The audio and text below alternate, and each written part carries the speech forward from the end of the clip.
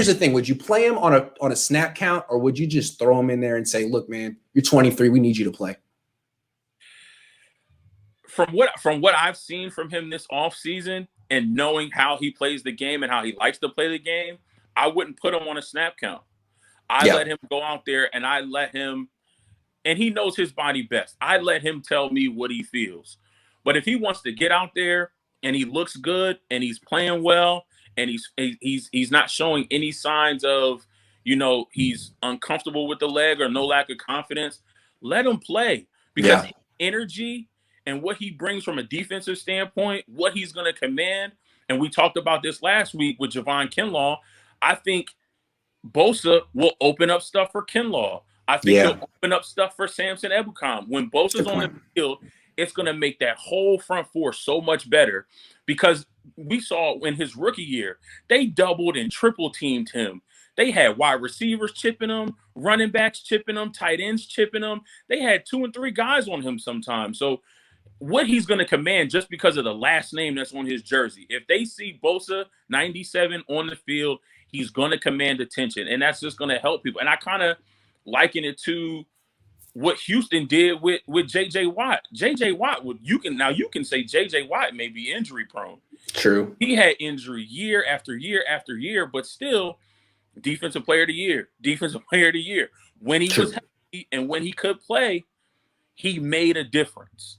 That's true. Somebody like that, I know we have to watch the cap. Hopefully we'll get rid of Jimmy soon. If not this year, next year, that'll clear some cap space. We don't really have that many big contracts. We have Kittle. We're going to have to extend Fred if we want to extend Fred. But to me personally, I think Bosa has to stay just for what he can do. Now, if he has another major injury this season, then we can talk.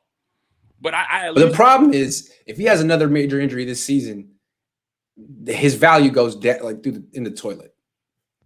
Because then he is injury prone and everyone knows it. Right. Yeah.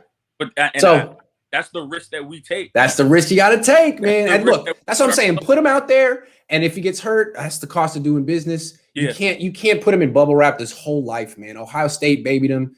Play him, dude. You got to play. It's football. Sorry. Yeah. Sorry. I jump out there. Sure. I love what Trey Lance is doing. He may not be, throwing to Ayuk, but just the fact that him and Ayuk are down there, and then Richie James went down there too. We talked about Richie James. Yeah. We talked about wanting to see him get some more opportunities. The fact that those guys are down there, and even if they're not having, one-on-one pass sessions, the fact that they're just getting to know each other, the fact that they're starting to build that bond. I heard you talk about it, heard some other people talk about it. When you talk about leadership, when you talk about actually doing the work that it takes to get to know your teammates, not just as a teammate, but as a man, right? Just have those one-on-one conversations. What makes you tick? What is it about you? What is it about this sport that you say, this is what makes me go? This is how I perform. This is how I win. And him learning that as the quarterback to help elevate and continue to build those young guys, it's amazing to see already. Yes. It's absolutely amazing to see. I'm loving what I'm seeing from him. I hope Debo can get connected with him.